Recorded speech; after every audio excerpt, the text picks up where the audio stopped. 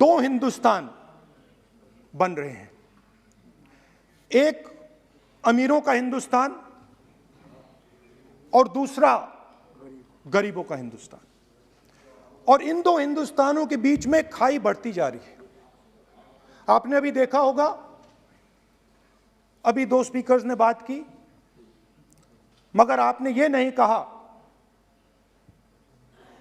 कि रोजगार ढूंढने के लिए उत्तर प्रदेश में, बिहार में रेलवे की नौकरी के लिए वहां पे युवाओं ने क्या किया और क्या हुआ, इसके बारे में आपने नहीं बोला।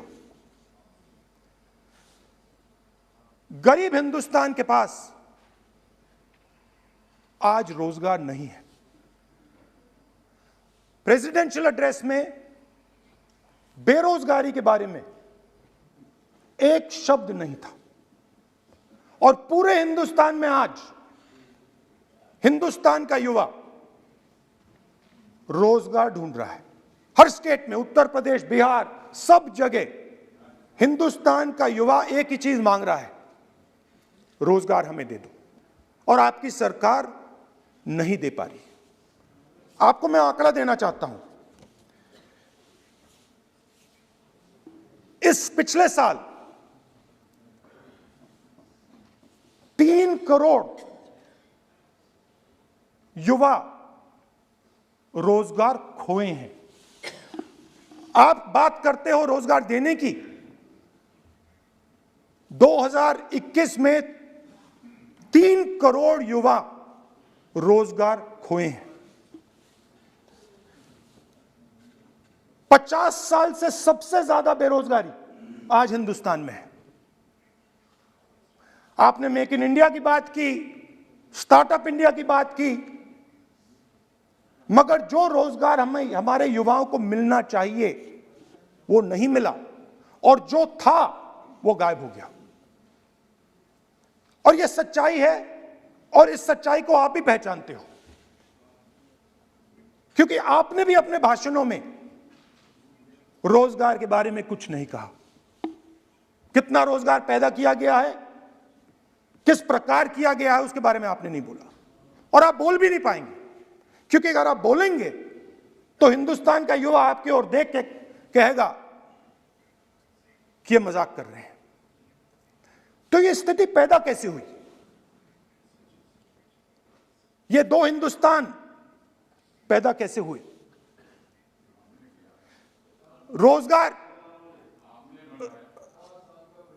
रोजगार स्मॉल और मीडियम इंडस्ट्री और जो हमारा इनफॉर्मल सेक्टर है उधर बनता है। लाखों करोड़ रुपया आपने उनसे छीनकर हिंदुस्तान के सबसे बड़े अरबपतियों को दिलवा दिया। आपने पिछले 7 साल में अनऑर्गेनाइज्ड सेक्टर और स्मॉल और मीडियम इंडस्ट्री पर एक के बाद एक आक्रमण किया है। 7 की कर रहा हूं मैं, 60 की भी करूंगा मैं अपने भाषण में अंत में 60 साल की बात करूंगा आपको खुश करने के लिए। आप ठहर जाइए। मगर असंगठित जो सेक्टर है उस पर आपने आक्रमण किया। कैसे किया? नोटबंदी, गलत जीएसटी और कोरोना के समय जो सपोर्ट उनको देना था आपने नहीं दिया। नतीजा क्या हुआ? नतीजा यह हुआ कि आज 84% हिंदुस्तान के लोगों की आमदनी घटी है और वो तेजी से गरीबी की ओर बढ़ रहे हैं। यूपीए की सरकार ने, आपने पूछा 60 साल की बात आपने कही, यूपीए की सरकार ने 23 करोड़ लोगों को गरीबी से निकाला था 10 साल में। हमारा आंकड़ा नहीं है, हमारा आंकड़ा नहीं है, हमारा आंकड़ा नहीं है।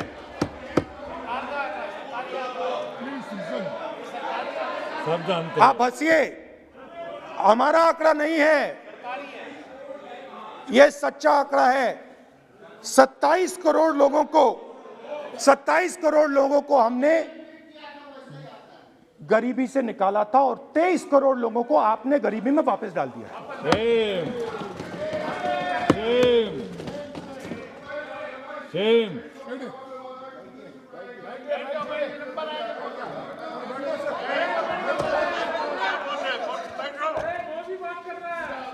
और हो क्या रहा है,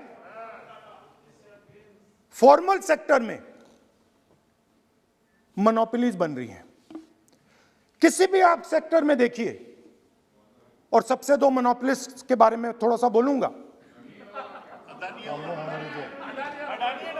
उसको वो कोरोना के समय अलग अलग वेरिएंट्स आते हैं ना, डेल्टा, ओमिक्रॉन, वो AA वेरिएंट है। और वो पूरा का पूरा हिंदुस्तान की जो अर्थव्यवस्था है उसके अंदर फैल रहा है। आपने बात उठाई तो मैं उसके बारे में पहले बोल देता हूं। एक व्यक्ति को, नाम नहीं लूंगा, एक व्यक्ति को हिंदुस्तान के सब पोर्ट्स,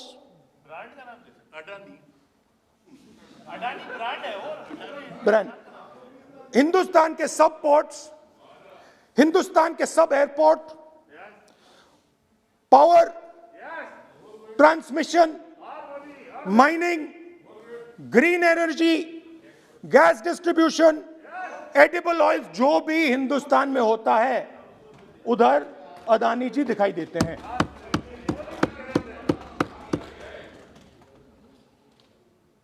और दूसरी side Ambani ji petrochemicals, telecom, retail, e commerce में मोनोपोलियां।